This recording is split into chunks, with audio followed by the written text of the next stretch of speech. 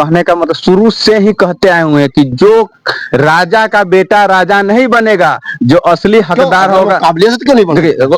मेरी पूरी बात सुनिए ना, जो हकदार हो वही राजा बनेगा। जो अरे तो हकदार भी होना चाहिए ना, उतना मेरिट होना चाहिए ना, आपको उतना क्वालिटी होना चाहिए ना, गुण होना चाहिए ना। आप कोई गुण नहीं है, कोई क्वालिटी नहीं है, अब राजा है तो अपने बेटा को ही राजा बनाने की कोशिश क्यों कर? ऐसा ये बताइए, आरजेडी में कोई ऐसा यादव जी नहीं है कि कोई पढ़ा लिखा जो कोई उच्च जो स्तरीय शिक्षा प्राप्त किया हुआ कोई ऐसा नेता नहीं है। तो क्यों मुख्यमंत्री तेजस्वी यादव ही क्यों?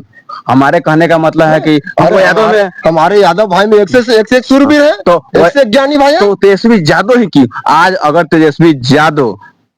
आज अगर माननीय लालू यादव जी घोषणा ये घोषणा कर दे कि मेरा बेटा तेजस्वी यादव मुख्यमंत्री नहीं, उनके जो वरीय नेता कोई है उनके माध्यम से उनके पार्टी में उनको घोषित कर दे कि ये मुख्यमंत्री चेहरा है, तो आज से जौन सूरज अपना वापस लेने का काम करेगा प्रचार। हमारा ये भी था। और रहा बात अब शिक्षा की, तो शिक्षा की बात ही आज का ही नहीं आरजेडी का प्रॉब्लम है। ये प्रॉब्लम आप देख चुके हैं कि हमारे माननीय जो हमारे लालू यादव जी थे अपने वाइफ को भी मुख्यमंत्री बना चुके हैं, जो कि उनका भी शिक्षा कुछ नहीं था। और अब उनका अब वाइफ को तो हो गया, वो तो बिहार में राज कर चुकी, अब सोच रहे हैं कि बेटा को थोपे। लेकिन ये बिहार इस बार थोपाने वाला नहीं है, इस बार परिवर्तन होकर रहेगा। और लोग इस पर जनता जाग चुका है कि बिहार को क्या चाहिए और बिहार का मांग क्या है, बिहार की जरूरत क्या है, ये चीज लोग जान चुका है और इस पर परिवर्तन होगा। देखिएगा इस बार जन स्वराज की सरकार बनेगी और जो असली हकदार होगा वही बिहार का मुख्यमंत्री बनेगा। सर आप बोल रहे थे कि हमें आरजेडी में अच्छा लग रहा था। यादव जी, लालू प्रसाद यादव जी, उनके पार्टी में न जाने कितने बुद्धिमान और पढ़े लिखे और अच्छे काबिलियत नेता थे, कोई गिनती नहीं है। लेकिन जब उनका कुछ घोटाला में जब वो फंसे थे, उसके बाद भी अपनी पत्नी को ही क्यों चुने कि मुख्यमंत्री कुर्सी बैठाने के लिए? वो न पार्टी के कार्यकर्ता थे, न कुछ थे, न वो पढ़े लिखे थे, बिल्कुल एक। अब उसको एक मुख्यमंत्री कुर्सी, उनके कार्यकर्ता में यादव भाई लोग की कमी था क्या? पढ़े लिखे शूरवीर का कमी था क्या? उनके अंदर कुछ दिखा नहीं कि ये परिवारवाद वाला यह चीज नहीं, हम है तो हमारा पत्नी, हमारा बच्चे, हमारा यही रहना चाहिए, माने हमारा ही सिर्फ कुर्सी पे बैठे बिहार पे राज करे, और बाकी जितने अपने यादव भाई लोग हैं उन लोग बस खाली हमको वोट देने की काम है। देखिए ऐसी बात तो शुरू से रहता चला, इनसे उतना सवाल मत पूछिए। कहने का मतलब है देखिए, इनसे सवाल नहीं पूछिए उतना।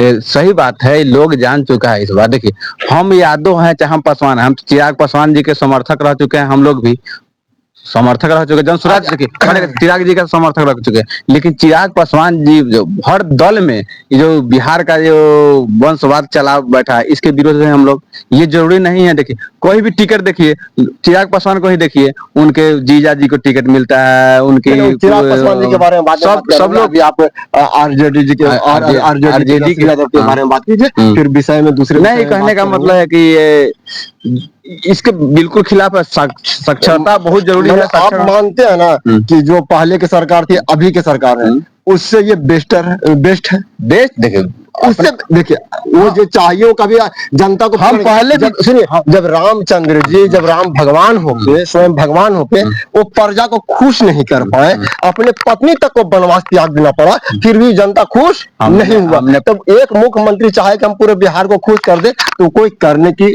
पावर किसी हमने पहले भी आपको कह दिया कि लालू यादव जी माननीय थे। हाँ माननीय तो आज भी है।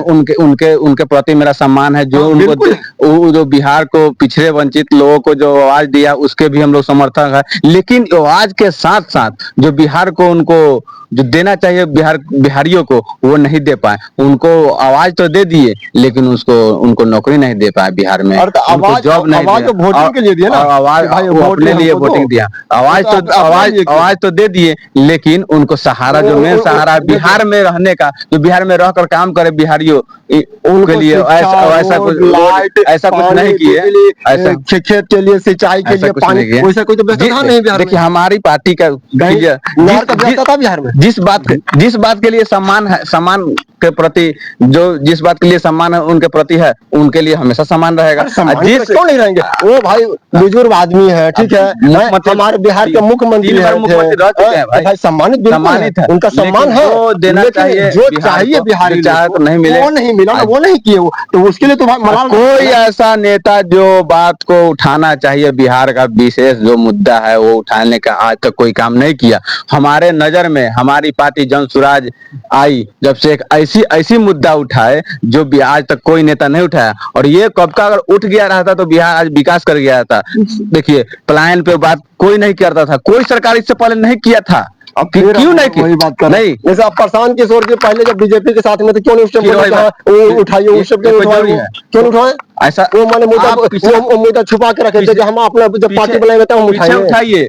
जब कोई घोषणा करवाए थे तो जब नहीं मांग उनसे जब बुलवाए थे नरेंद्र अरे मोदी तो से, जब वही- बिहार सरकार से बुलवाए थे, वही बात उनको है, नहीं पूरा हालांकि जो करवाए थे बुलवाए थे नहीं पूरा हुआ। और लोग को कहने का मतलब है कि आप प्रशांत किशोर इसका घोषणा करवाया था, लोग खोजो जाकर के प्रशांत किशोर को खोजो कि वही घोषणा करवाया था, उससे मांगो। तो लोग उससे मांगने लगा था। आखिरकार वो सब छोड़ करके अब खुद बिहार के लिए उठकर खड़ा हुए हैं कि हम बिहार के लिए कुछ करेंगे। सीधी बात है।